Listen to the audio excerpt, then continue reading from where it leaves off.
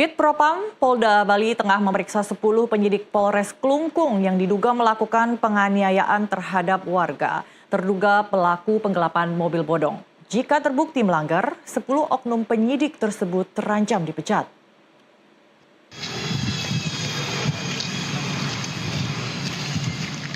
Tersangka kasus mobil bodong berinisial IWS melaporkan 10 penyidik Polres Klungkung ke Bid Propam Polda Bali karena mendapat perlakuan yang tidak pantas saat diperiksa penyidik. IWS mengaku dianiaya, disekap dan dirampas haknya oleh penyidik. Bahkan setelah dirinya melaporkan dugaan kasus tersebut ke Bid Propam Polda Bali, dirinya juga disebut mendapat intimidasi untuk damai dari pihak yang diduga para terlapor. Sementara itu, Lembaga Bantuan Hukum atau LBH Bali yang mendampingi IWS telah memohon perlindungan ke LPSK.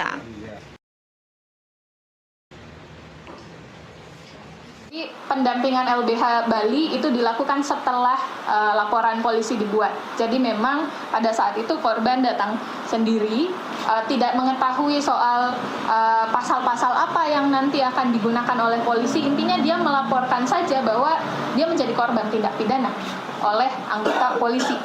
Nah, belakangan ketika LBH Bali melakukan pendampingan dan melihat dokumen-dokumen dari kepolisian, kami menilai ini janggal. Kemudian juga ada telepon yang mengaku dari pihak Polres Klungkung untuk berdiskusi, meminta untuk berdiskusi dengan korban untuk mencari penyelesaian gitu ya.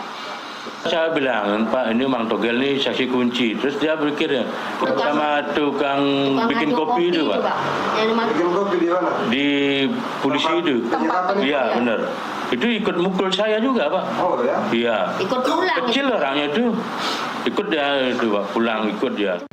Sementara itu, Kabid Humas Polda Bali Kombes Pol Jansen Afitus Panjaitan mengatakan 10 oknum penyidik Polres Klungkung masih diperiksa di Bid Propam Polda Bali.